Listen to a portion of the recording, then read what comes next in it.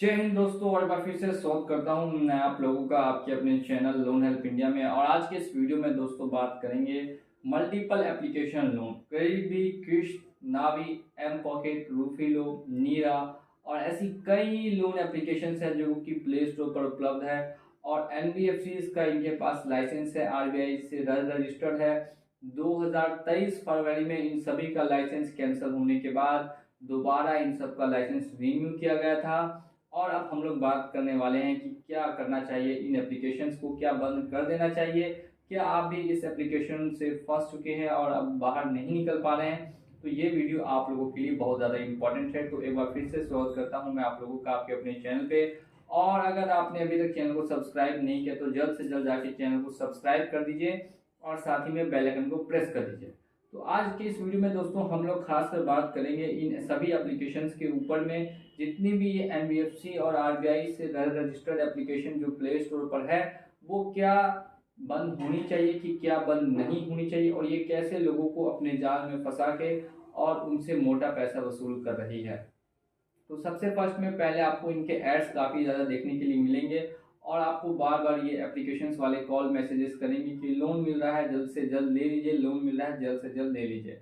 आधार card के through, pan card के through और सेल्फी वेरिफिकेशन के थ्रू ये आपको आसानी से ऑनलाइन लोन प्रोवाइड कर देते हैं और इससे काफ़ी लोग खुश हो जाते हैं कि चलिए ऑनलाइन लोन मिल गया। लेकिन आपको दोस्तों नहीं पता, अगर आपने एक बार लोन ले लिया, अगर 10,000 का भी लोन ले लिया, वो कब 1 लाख रुपए का लोन हो जाएगा आपको पता नहीं चलेगा। और अगर 1 लाख रुपए का लोन लिया है तो वो कब 5 लाख रुपए का हो जाएगा आपको बिल्कुल भी अंदाजा नहीं होगा। क्योंकि ज़्यादातर लोग लोन लेके या तो ऑनलाइन गेमिंग बेटिंग ऐप्स में लगा देते हैं पैसा, या फिर शेयर मार्केट में लगा देते हैं, या फिर किसी बिजनेस में लगा के लॉस कर देते हैं। ज़्यादातर लोगों का यही प्रॉब्लम मैंने देखने के लिए मिला है। और कुछ लोग ऐसे होते हैं, ऐसा भी नहीं है, कुछ लोग अपनी ज़रूरतों के लिए ले लेते हैं और फिर अपनी ज़रूरतों को पूरा करने के बाद उनके पास इतना पैसा नहीं हो पाता कि वो उसको दोबारा पेमेंट कर सकें। इसको पेमेंट करना चाहिए, बिल्कुल चाहिए, लेकिन अगर पैसा ही नहीं है तो वो पेमेंट करेंगे तो करेंगे कैसे? अब यहाँ पे आपको ये भी बात पता है कि इंडिया के अंदर में जॉब्स की भी कमी है। अगर जॉब मिलती भी है तो कम सैलरी पे स्टार्टिंग में मिलती है, तो ऐसे में पेमेंट करने में काफ़ी दिक्कत है उनको, जो अभी अर्ली स्टेज पे है, जो अभी अपना करियर बस स्टार्ट कर रहे हैं। तो मैं आपको बता दूं कि अगर आप भी ऐसे चक्कर में फंस चुके हैं, लोन ले लिया है, अब यहाँ आप भर नहीं पा रहे हैं, लगातार आपको कॉल्स पे कॉल्स आ रहे हैं, आपको नोटिस पे नोटिस ये एप्लीकेशंस वाले भेज रहे हैं, तो मैं बताऊं कि ये जितनी भी ऑनलाइन लोन एप्लीकेशंस हैं जो भी प्ले स्टोर पर है, ये सभी के सभी आप लोगों के साथ दोस्तों बहुत बड़ा धोखा ये करती है कि आपको बोलती है कि कम ब्याज पे लोन मिलेगा, कब इंटरेस्ट रेट लगेगा, लेकिन आपको नहीं पता अगर आपने 5,000 का भी लोन लिया है तो कम से कम वो एप्लीकेशन आपसे वापस 8,000 रुपया लेगी। आप सोच पा रहे हैं कितना हाई इंटरेस्ट रेट चार्ज करती है। एक साल में 50% से कम का इंटरेस्ट रेट किसी भी एप्लीकेशन का देखने के लिए नहीं मिला है। पर एनम की मैं बात कर रहा हूँ, यानी अगर आप लाख रुपए का लोन लिया है तो वो आपसे 1.5 लाख रुपए वसूली कर लेगा एप्लीकेशन वाला किसी भी कंडीशन में, लेकिन वो कर देगा। इतना मैं आपको बता रहा हूँ। ये एक और या दो लोगों की प्रॉब्लम, ये काफ़ी लोगों की प्रॉब्लम है। और इसके पीछे आरबीआई की गाइडलाइंस भी नहीं अभी तक निकली है कि कितना इंटरेस्ट रेट चार्ज करना चाहिए और क्या गाइडलाइंस होनी चाहिए। कॉन्टैक्ट लिस्ट पे ये जो कॉल करने की धमकी देते हैं, आपको डराते हैं, आपको परेशान करके मेंटल प्रेशर देते हैं, और कुछ लोग तो इसके चलते सुसाइड भी कर लेते हैं। तो ऐसा लोगों को नहीं करना चाहिए। मैं आपको फिर से बता रहा हूँ कि आपको यहाँ पे डरना बिल्कुल भी नहीं है।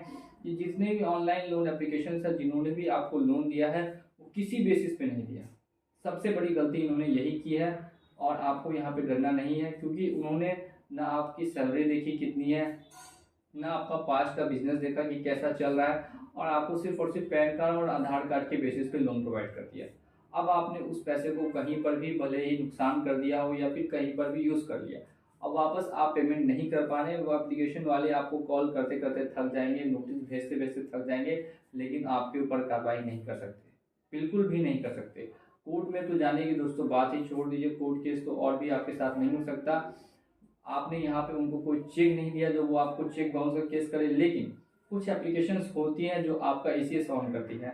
ईसीएस ऑन करने के मामले में आपको क्या करना है, इस पर मैं वीडियो ऑलरेडी ला चुका हूँ, और अगर आपने नहीं वॉच की है तो फिर से ये वीडियो आएगी। तो आप चैनल को अगर सब्सक्राइब करके रखेंगे तो वीडियो को वॉच जरूर कर लेंगे। तो ध्यान से सुनिए, यहाँ पे मैंने बता दिया, आपको डरने की बिल्कुल भी जरूरत नहीं है। आपको किसी बेसिस पे लोन नहीं दिया गया, आपकी 1 रुपये की संपत्ति जब्त नहीं कर पाएगी ये एप्लीकेशंस वाले। ये सिर्फ और सिर्फ आपको डराएंगे, धमकाएंगे, आपके घर आने की धमकी देंगे और कुछ एजेंट्स को घर भी भेज देंगे। अब आपको मालूम होगा कि मान लीजिए एक एप्लीकेशन है किश्त, अब उसके 10 ऑफिसेस ही होंगे पूरे ऑल इंडिया में, हर सिटी में, हर जगह उसके ऑफिस देखने के लिए नहीं मिलेंगे, लेकिन फिर भी एजेंट्स पहुंच जाते हैं। अब कैसे पहुंचते हैं? वो थर्ड पार्टी एजेंट्स हैं जिसको पहले ही फाइनेंस मिनिस्टर ने बोल दिया है कि ऐसा इलीगल प्रैक्टिस बंद करने के लिए सुप्रीम कोर्ट का ऑर्डर आ चुका है। तो ऐसे कई ऑर्डर्स पास हो चुके हैं और फाइनेंस मिनिस्टर ने खुद कहा था, वो वीडियो भी मैंने अपलोड किया था लोगों की और लोगों ने काफ़ी उसको देखा भी है। तो जो ये ज़बरदस्ती रिकवरी करने का सिस्टम है, रिकवरी एजेंट्स को भेज के, वो भी इलीगल रिकवरी एजेंट्स को भेज के, ये पहले से ही इंडिया में बैन है। तो अगर आपके साथ भी ऐसा कुछ होता है या कोई भी एप्लीकेशन ऐसी है जो आपको ऐसी धमकी दे रही है कि वो आपके घर रिकवरी एजेंट्स भेजेगी, तो आपको बिल्कुल भी डरना नहीं है। आपको सिर्फ और सिर्फ एक मेल डाल देना है कंपनी में कि चलिए आपका मैंने लोन लिया था और मैं लोन वापस करूंगा, लेकिन इसके लिए मुझे समय चाहिए, 5 महीने, 6 महीने, साल भर का समय चाहिए। सिंपली ये मेल आपको डाल देना है, इससे ज़्यादा और आपको टेंशन लेने की अब कोई भी ज़रूरत नहीं है। अब मेल कैसे करना है और क्या करना है, इस पर भी मैं एक वीडियो बहुत ही जल्द लेकर आऊँगा। तो चैनल को सब्सक्राइब करके रखिएगा, वो वीडियो भी आप लोग पूरा वॉच कीजिएगा, तो वो आपके लिए काफ़ी इन्फॉर्मेशन वाला वीडियो होने वाला है। तो अब मैं यहाँ पे फिर से स्टार्ट करता हूँ कि देखिए इतनी सारी बातों के बाद यहाँ पर लोगों के साथ ज़्यादातर प्रॉब्लम किस चीज़ को आती है, वो है कॉन्टैक्ट लिस्ट। अब किसी किसी के कॉन्टैक्ट लिस्ट को उठा के कॉल करना स्टार्ट कर देते हैं, किसी के घर पे कॉल कर देते हैं, किसी के ऑफिस में कॉल कर देते हैं, जिसको मन चाहे उसको कॉल कर देते हैं और आपके बारे में गलत सलत अफवाह फैलाएंगे और आपको चोर डकैत बोलेंगे। किस हद तक ये सही है? इमेज को खराब किया जा रहा है, वो भी साफ साफ। बाद में जब आप कंप्लेन करेंगे तो ये लोग मना कर देंगे कि नहीं, मेरा कोई भी एजेंट इसमें शामिल नहीं था, क्योंकि ये थर्ड पार्टी को आपका डाटा शेयर करते हैं, यानी आपका डाटा यहाँ पे बिल्कुल भी सेफ नहीं है। 1% भी दोस्तों आपका डाटा सेफ नहीं है, क्योंकि आपके डेटा को हर जगह शेयर किया जा रहा है, जिससे कि आपकी सिक्योरिटी पे बहुत बड़ा दोस्तों सवाल उठ सकता है। फ्यूचर में आपके साथ काफ़ी फ्रॉड्स हो सकते हैं और वैसे भी आजकल ऑनलाइन फ्रॉड्स दिन ब दिन दोस्तों कितने ज़्यादा बढ़ रहे हैं। तो डेटा सिक्योरिटी के मामले में ये एप्लीकेशंस पीछे छूट गई है, आपके डेटा को सेफ नहीं रख रही है। आपको जो लोन प्रोवाइड करे इसमें किसी तरीके से आपको सर्विस नहीं मिल रही है, उल्टा आपसे ही ये लोग ज़बरदस्ती पैसा काफ़ी ज़्यादा वसूली करने की कोशिश कर रहे हैं। थर्ड पार्टी रिकवरी एजेंट्स को आपके घर पे भेज रहे हैं। तो अब आप लोग के हाथ में फैसला है कि क्या एप्लीकेशंस को प्ले स्टोर से हटना चाहिए कि नहीं हटना चाहिए। अब मैं किसी एक एप्लीकेशन का विरोध या समर्थन बिल्कुल भी नहीं कर रहा हूँ, मैं बस जो फैक्ट है वो सब आपके सामने रख के आपको बताने की कोशिश कर रहा हूँ कि क्या एप्लीकेशंस को प्ले स्टोर पर रहना चाहिए, क्या ये फ्यूचर में लोगों के लिए नुकसानदायक है या फिर लाभदायक है। दोनों ही पहलू हैं इसके, मैं जान रहा हूँ ये लाभदायक भी है, लेकिन इससे ज़्यादा ये नुकसानदायक भी है। और ऐसे अगर चलते रहेगा तो हर आदमी का सिविल लो हो जाएगा और फिर ये एप्लीकेशंस वाले के लिए बिल्कुल भी दोस्तों दिक्कत की बात नहीं है, क्योंकि अगर ये 10 में से 5 का भी अगर लोन रिकवर करते हैं या 6 का भी लोन रिकवर करते हैं तो भी इनको काफ़ी प्रॉफिट बन जाता है।